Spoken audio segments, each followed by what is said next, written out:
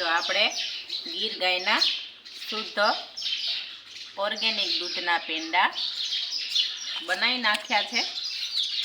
તો અમારી ઘરની ગીર ગાયની 2 ગાયું છે એટલે એના દૂધના પેંડા આપણે તો એટલા બધા બનાવવાના છે।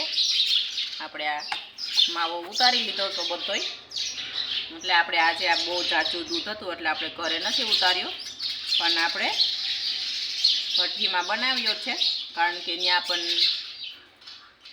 ઇલેક્ટ્રિકથી નહીં પણ બર્તન હોય એના લાકડા બધાય બારીને એમાંથીને જ બનાવ્યો છે। એટલે આપણે આ બરડિયા માવો બનાવી આવ્યા હતા, ઉતારી આવ્યા હતા। એટલે જો આવી રીતના આ પેંડા બધાય ઘરે તો બહુ વાર લાગે એટલે આપણે ઘરે નથી બનાવ્યા, 2 કિલા સુધીના બનાવી લઈ, વધારે નહીં, પણ આ તો બહુ ઝાઝા છે એટલે આપણે બહાર બનાવ્યા છે।